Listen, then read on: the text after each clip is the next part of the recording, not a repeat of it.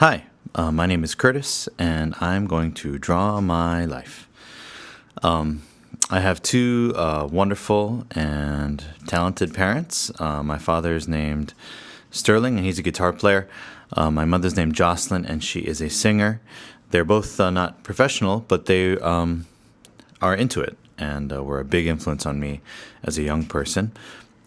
There's musicians on both sides of the family, on my father and mother's side, guitar players, singers, ukulele players, etc.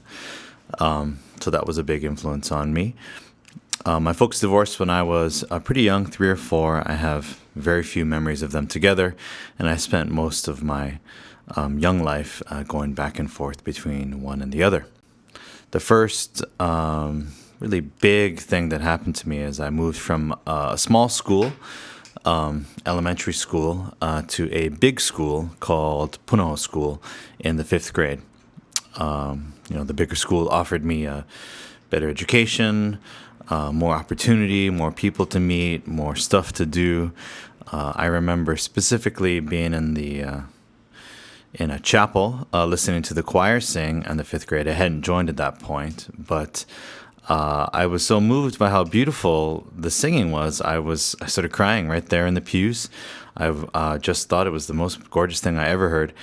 I immediately went up to the director and asked to join, and was in choir almost continually until I was 22 years old.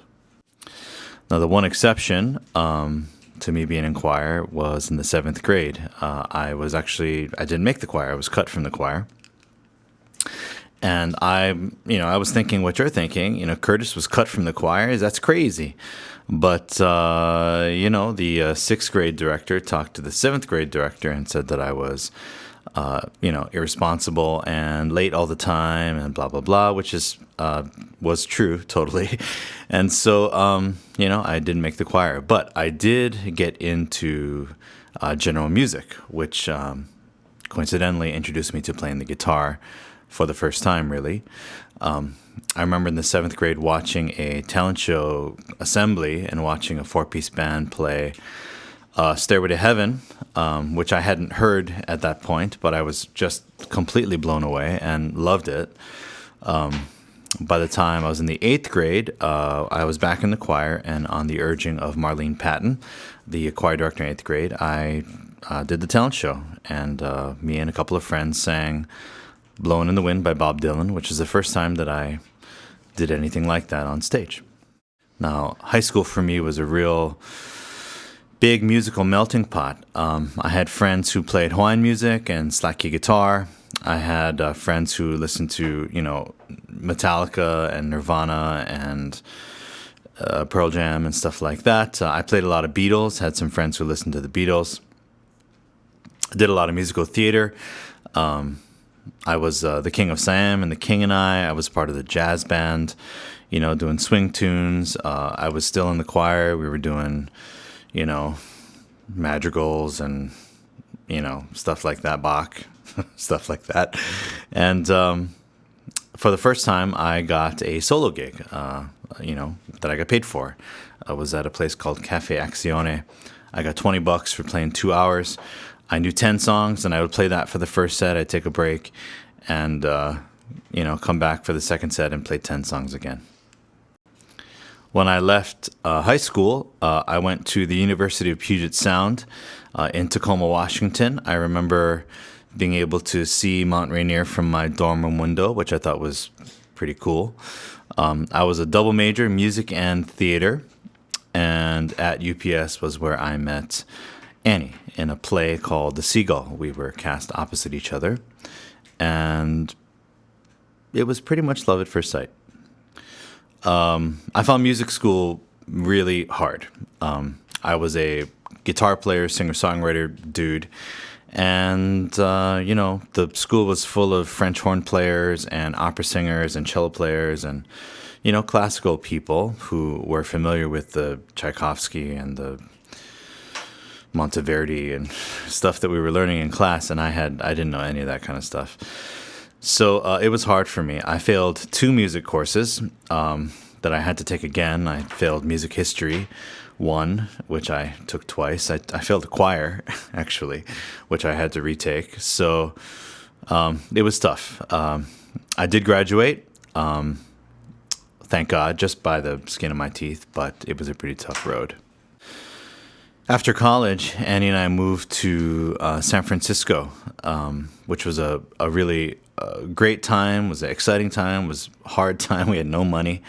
I worked daytimes at Starbucks, and at night I got a job at a place called Sultana Grill, which was right on the Powell trolley car line.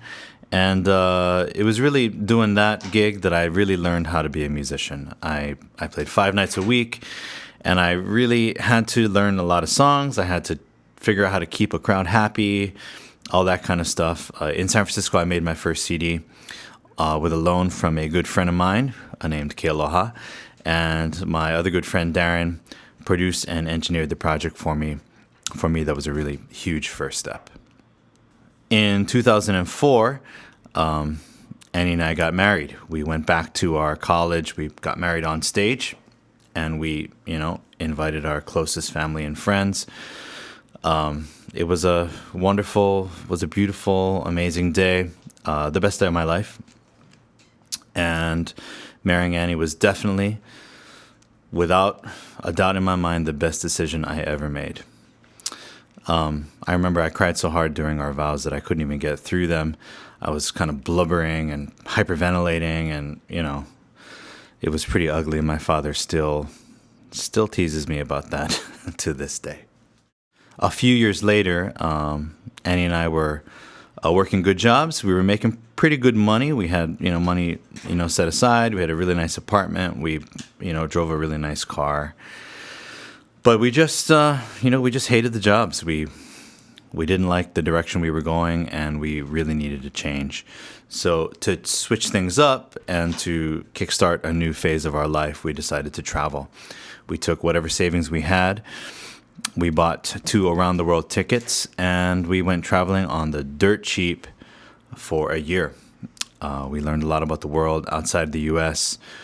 This was during the Bush years, so, the U.S. was maybe not so popular everywhere we went. And it was a really great experience. Probably the best thing we took out of it was Annie and I were joined at the hip for a full year. And, it was tough. I wore 2 pairs of underwear the entire year. And we just learned how to, get along. We learned how to resolve problems. We learned how to make decisions together.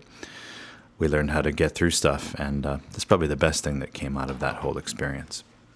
In 2008, we moved back to Hawaii. I convinced Annie to give Hawaii a shot and told her she might like it.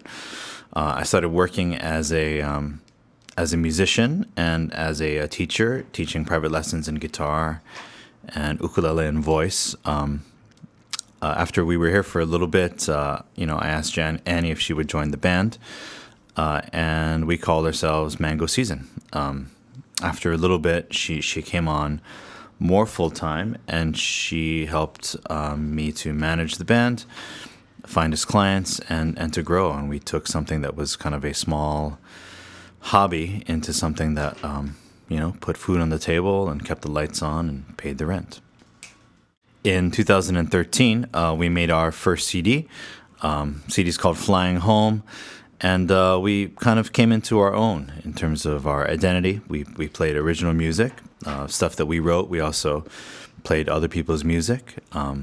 We play at restaurants. We play at bars. We play for a lot of weddings.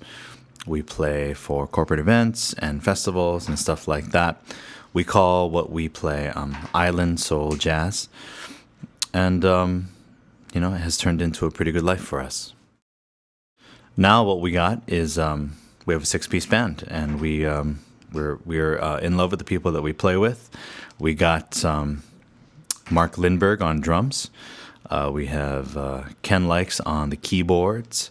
We have Chris Ye on saxophone. We have Will Tofolo on bass, and me and Annie, and it has really turned into something great for us. So that's my life. Thank you so much. Aloha. Bye.